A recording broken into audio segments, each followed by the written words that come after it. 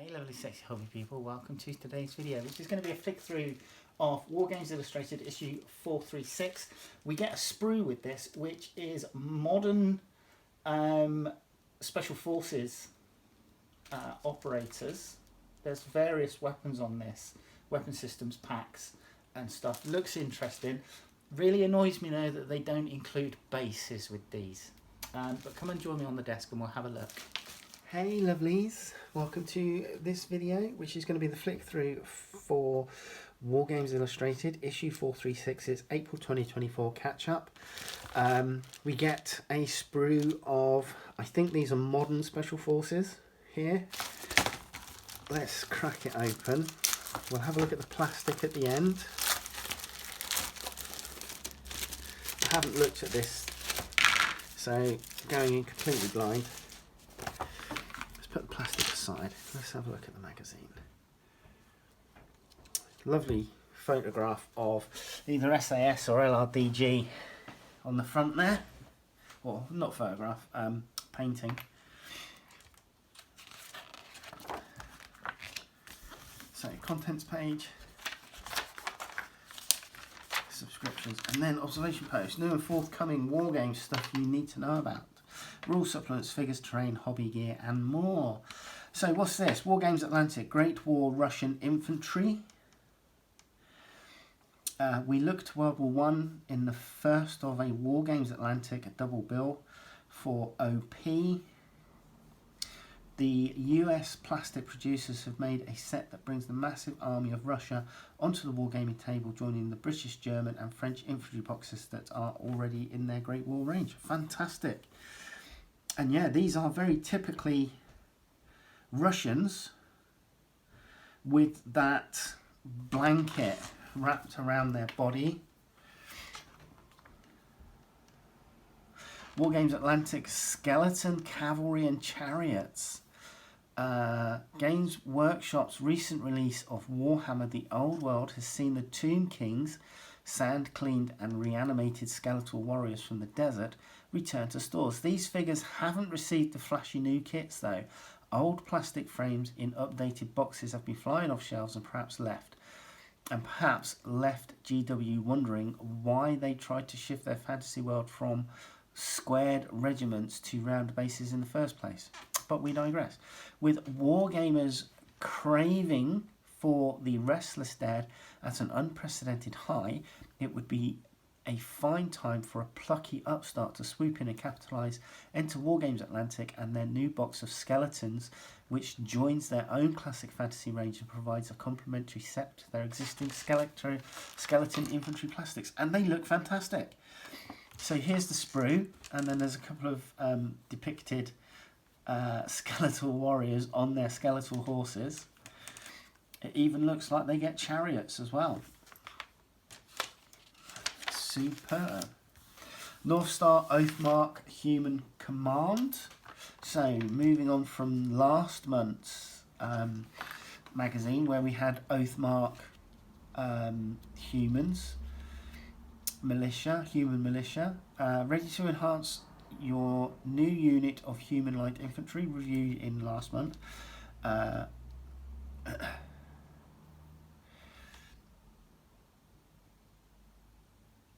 We are 2 blisters of 3 human characters. These will add command options for your Oathmark army, but could also fit into some historical forces or village terrain, and they look great.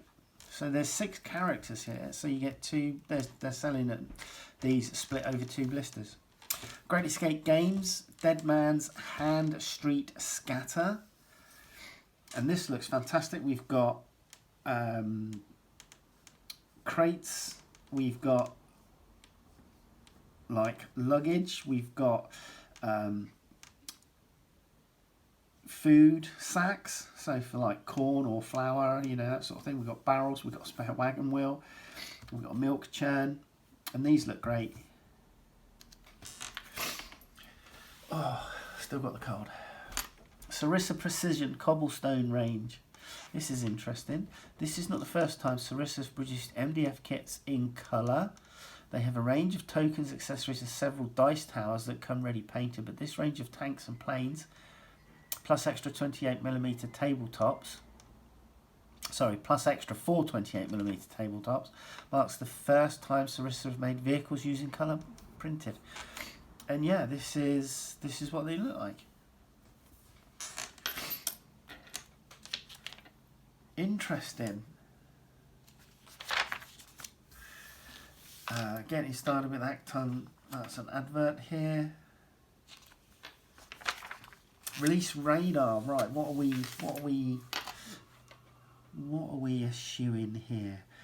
We have English Civil War excitement. It says you wait ages for one English Civil War release, and then 4 come along at once. Looks like now's a good time to get into the period. And if you haven't dipped your toe before, then you're going to need some rules. How about giving alternative-armies.com Furioso English Civil War a go. 80-page rule set. 15mm scale for new ECW general figures from peterpig.co.uk. So that's these guys here and here by the look of it. And then 28mm bloody miniatures.co.uk. In this release was a turn of Pike and Shot with 5 packs of 4 figures covering the main troops of the war collected into a regiment of foot. Bloody Miniatures are probably the best 28mm English Civil War producer operating at the moment, and these figures keep up that standard. Industrial and Victorian, modern industrial and Victorian residential. So these look like miniature buildings for small scale. 1/1000th scale is what they are. Much larger scale of 28mm is this one. OshiroModels.co.uk. This rear facade complements Oshiro's previously released terrace facade. Restless Dead. Looks like we've got some skeleton soldiers here.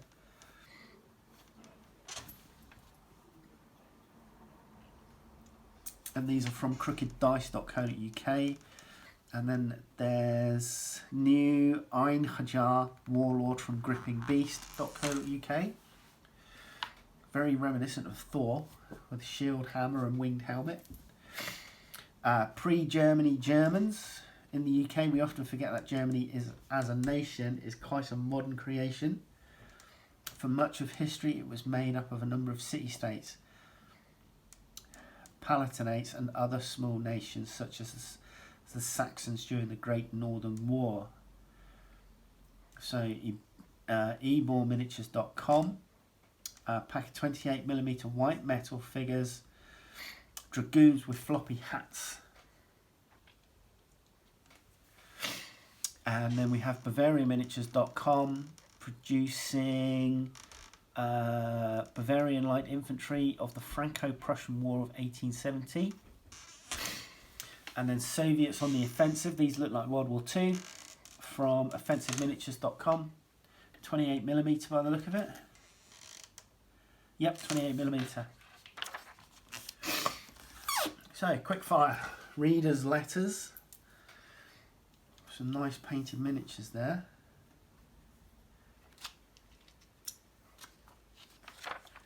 And that was it for readers' letters. Right, big screen to small board. What have we got? Who's in the cast above? Turn to page 25 for the answers. So, this is what? Want to translate your favourite movie or TV show to the tabletop? Pete Brown's here to help you out. The link between movies and wargaming is a strong one. Many wargamers will openly admit that it was a particular movie or TV show that inspired them to research and collect a certain period or build a game based on it. Many of us grew up watching Sunday matinee westerns or TV epic films such as Zulu, Longest Day, or Bridge Too Far. Watching these movies created a shared experience to which all wargamers could relate.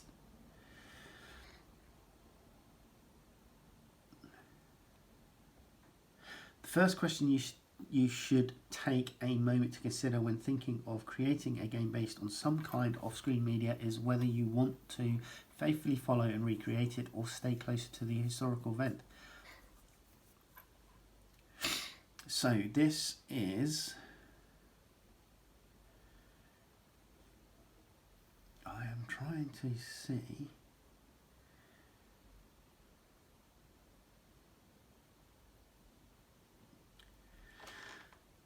So it looks like this is just an article talking about how to do it, but it's got rules. It's talking about rule sets such as 7TV. So it is giving you some rule sets that you could use to transfer said games. Carry on up the Khyber.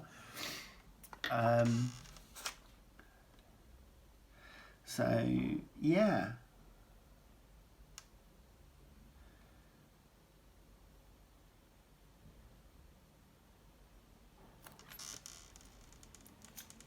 There's a crossover scenario here. Ice Station Stripey Horse, inspired by Aliens and The Thing.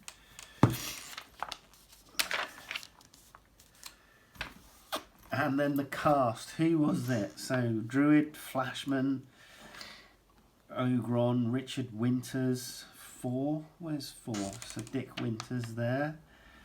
Lord Flashheart. Django, Gonville Bromhead. So this guy down here, Captain Flint, Oddball. So yeah, lots of different stuff, programs, etc.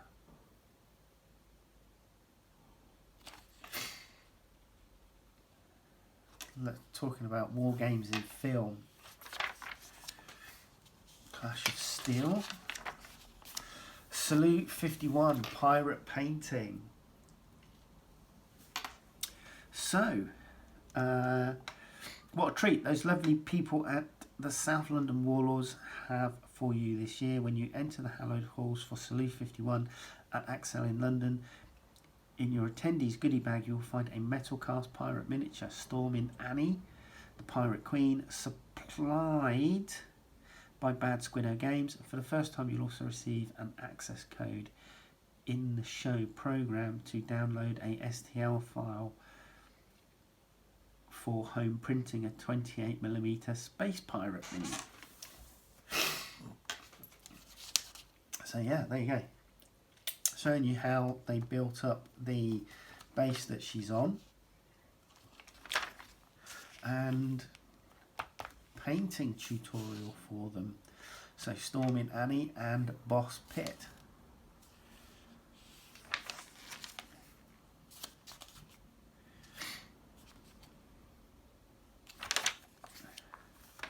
Were you there? Ridley Scott at Austerlitz. So is this...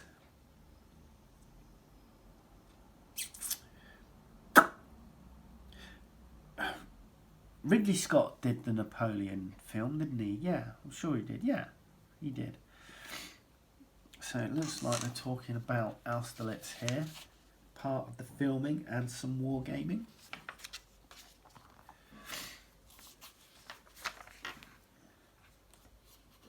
Some really lovely painted miniatures as well. Designer's notes, the War Paints Fanatic story. We're very impressed with the Army Painters' new War Paints Fanatic range. See page 76 for the first of our painting guides, and asked AP's Adam Abramovich to shine a light on the development of such an expansive range. So it looks like a Designer's Notes interview talking about the range.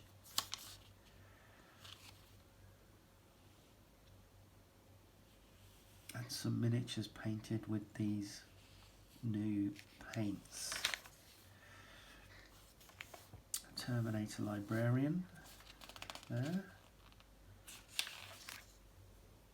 Kazakin Kill Team. Imperial Fist Captain. And then Gins from the Dunes. The SAS and LRDG attack an Italian airfield. That's what they're famous for during World War II. Striking the airfields at night and then melting back into the desert.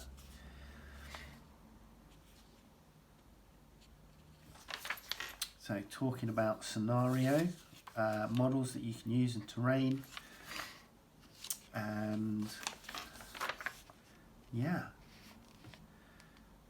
using painted cotton wool to determine fires or smoke, that sort of thing. Designer's notes.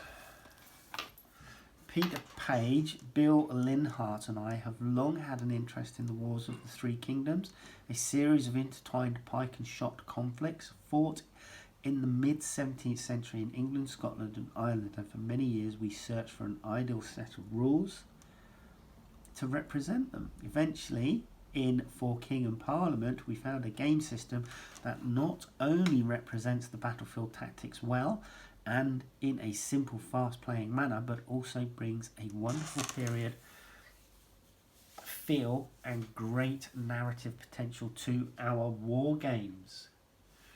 So there you go, talking about that. Designer's notes interview.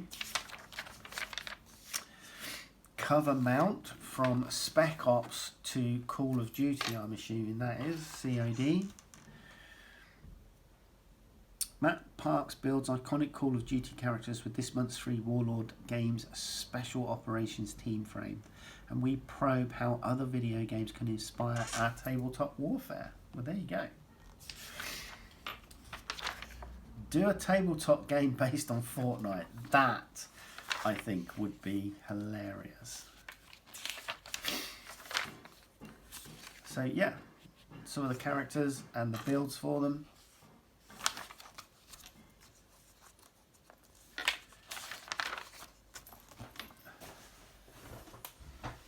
Designer's notes, Achtung Panzer. So this looks like a tank-based World War II war game.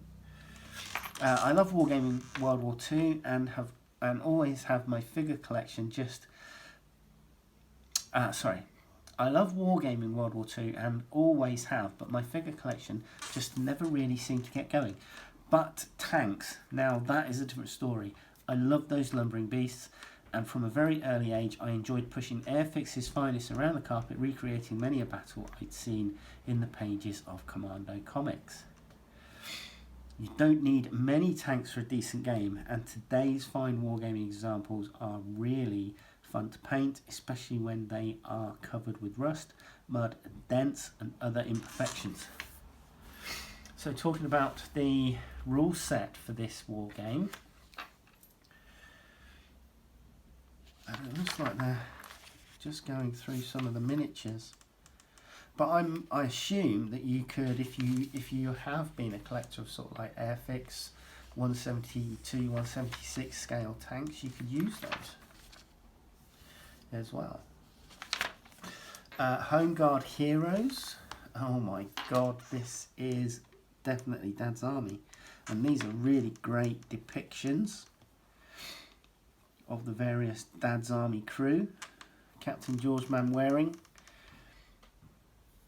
Sergeant Arthur Wilson, Lance Corporal Jones, Private Frank Pike, Private Charles Godfrey, Private James Fraser, and Captain Square. And then you have a bit of a painting guide for them as well. I like how they've painted the glasses. Painting Polish plastics. James continues his experiments with the Army Painter's new Fanatic range and paints a couple of new Perry miniatures Duchy of Warsaw Infantry. So, painting guide here for doing your miniatures, and then taking you through step by step to paint them. Various different ways for the different units. Genre hopping with 7TV, the 80s. 7TV, the 80s lead writer Helena Nash provides insight into the design process for the popular skirmish game's latest genre guide. And we've got the A-Team down here with Face, Hannibal, BA and Murdoch. Gremlins. That looks like Doc Brown.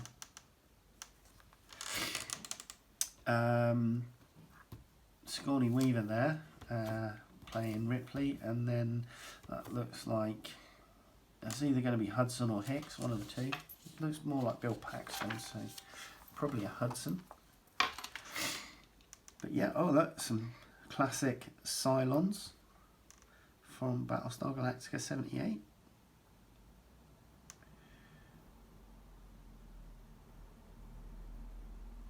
Yeah, just talking about various bits and pieces, various game monsters, etc. Ghostbusters, Del Boy and Rodney.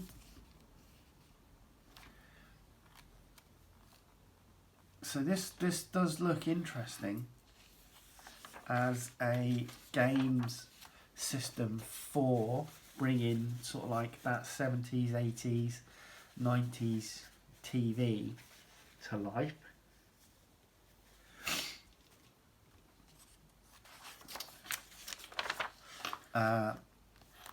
Alala, the prelude to the Spear. Simon McDowell talks about the development and playtesting of his new rule set for Greek hoplite battles. So again, another interview, short interview, talking about Greek warfare this time, ancient Greek warfare.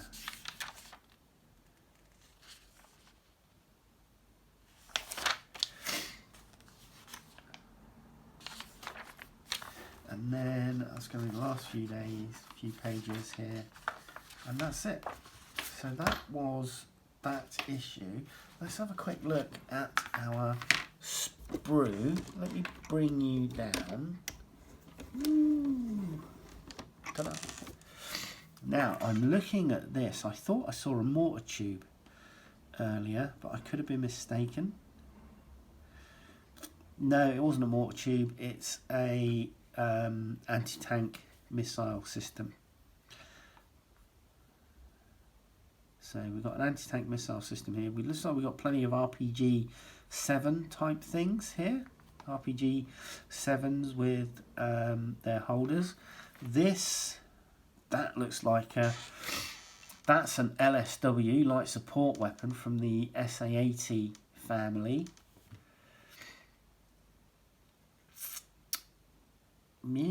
Yeah, loads. So looking at this, we've got 1, 2, 3, 4, 5, 6, 7, 8 pairs of legs. 1, 2, 3, 4, 5, 6, 7, 8 torsos. We got 2, 4, 6, 8, 10, 12, 14 heads of various guises. They look great, and obviously plenty of arms with weapons. We've got weapons on their own. It looks like we have some SE-80 A1s and some SE-80 A2s, and maybe an A2 with an underslung grenade launcher there. AK-47s or AK-74s. And M4s, etc. There's quite a mix of weapons here. Potentially, some of them look like they could be MP5s, but I'm not 100% certain. But yeah, those are your Special Forces guys, and they look really good. The detail for their plate carriers and ammunition carriage is fantastic on these. And yeah, the legs, you know, this guy obviously moving forward. We've got forward, what could be forward firing poses, or just sort of like bracing themselves to bring their weapon up, and then obviously a couple of kneeling as well, and they look good. But again, as with a lot of these sprues that we get with War Games Illustrated, there's no bases, so you will have to supply your own bases. But I hope you enjoyed that quick look through the magazine. I'll continue to do the catch-ups for them, and I will see you in the next video. Alright, take care. Bye-bye.